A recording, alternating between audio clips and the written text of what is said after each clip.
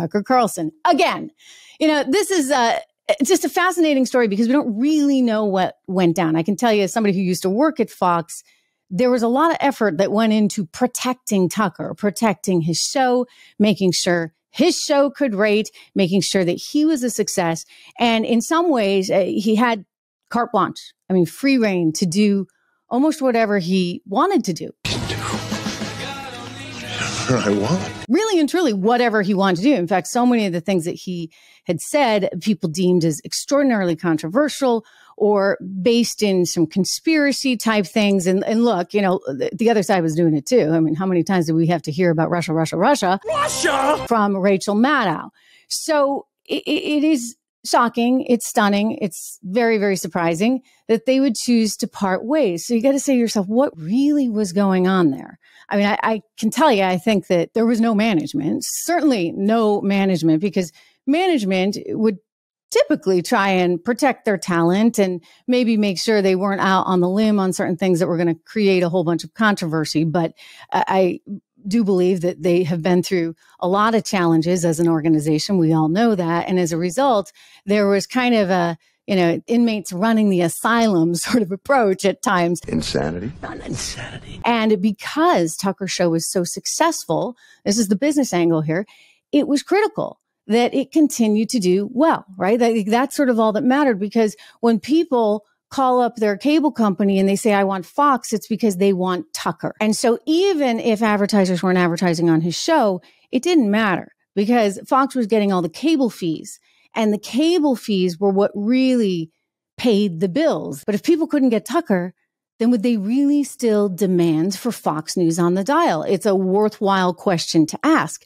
and brings us back to, again, as a business, why would you do this? Why would you get rid of your most important star who was bringing in more than 3 million viewers a night? And so there's a few different theories, and we can entertain them here. I don't have any inside knowledge. I don't know any more than anybody else other than to just tell you that, I think Fox really caught him off guard.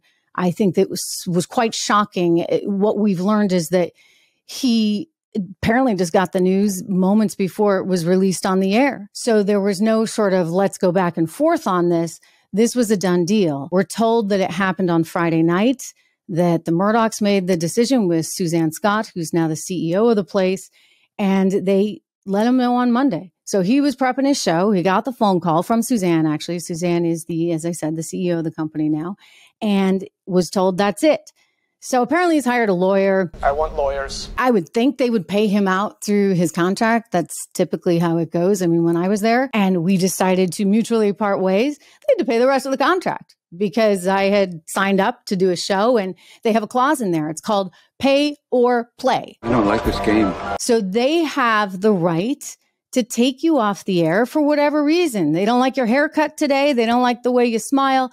They can take you off the air for any reason whatsoever, just so long as they pay you. And so I suspect that's the clause that they're putting into action, unless he's being let go for cause. But that certainly has not materialized in any way. Anyway, the big kahuna was this Dominion lawsuit that was out there. Smartmatic is lurking in the wings too, because they want even more money, like $2.some-odd billion. Dominion was asking for 1.6. They settled at nearly $800 billion, which I still say was kind of a small number, only because it's Fox and they're making more than $2 billion a year. So they probably could have swung a little bit more. So if you really want to dig deep on the conspiracy stuff, and I don't know how far we should go with that, but some people are like, oh, maybe this was part of the deal. I don't think so, only because Dominion is a for-profit company. And when you're for-profit and the lawyers are for-profit, everybody wants to make money. You're not going to trade that because it's not of any value to you.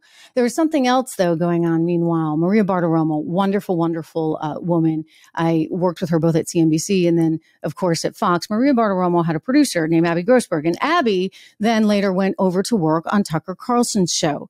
And Abby sued as this Dominion thing unfolded, alleging that there was a ton of discrimination, that there was a ton of sort of harassment. The environment that she was working in was highly problematic on Tucker Carlson's show. So in that discovery process, you wonder if more things came out. I mean, we know already, you've seen some of the texts that went back and forth.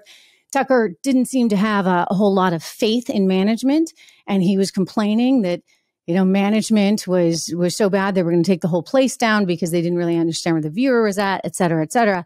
One wonders if more stuff came out in that discovery process for this other lawsuit that might have just been enough for the Murdochs to say, okay, we really don't want this guy here anymore. Not only do we not want him, we don't want his producer, Justin Wells. So they sent both of them packing. It's honestly just shocking. And I think it's unfortunate because it didn't need to get to this. In other words, they had a guy who's super talented. I will say that for Tucker, super, super talented. He had his pulse, still has his pulse on sort of the feeling of America right now. And whether you agree with him, whether you disagree with him, he certainly had the ability to get some tune in, 3+ million viewers. So why would you not have managed him along the way so that you're not getting to a process like this? Then there are some that are saying, well, Dan Bongino's leaving too. Dan Bongino, let me just say, wonderful guy and super successful outside of Fox. Like, he didn't really need Fox. Dan Bongino is extremely entrepreneurial. He's got a great podcast. He's got a radio show. He's one of the biggest investors in Rumble. I think that Dan is thinking much more big picture. So on that one, it's probably a case of, we just couldn't come to terms. And look, these contracts, I'll just tell you, like I've had them. I've looked at doing other networks with other contracts. They're very restrictive.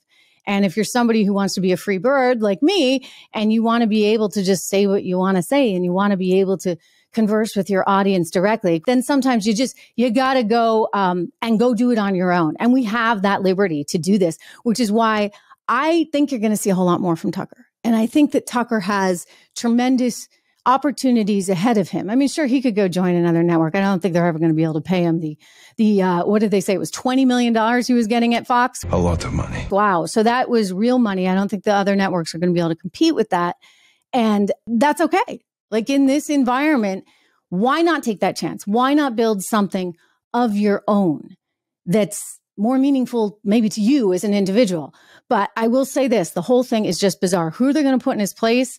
I don't know. I mean, Jesse Waters is certainly a contender, and there may be someone that we're not even thinking of yet. Dan Bongino probably would have been great if that whole thing hadn't blown up just a few days ago.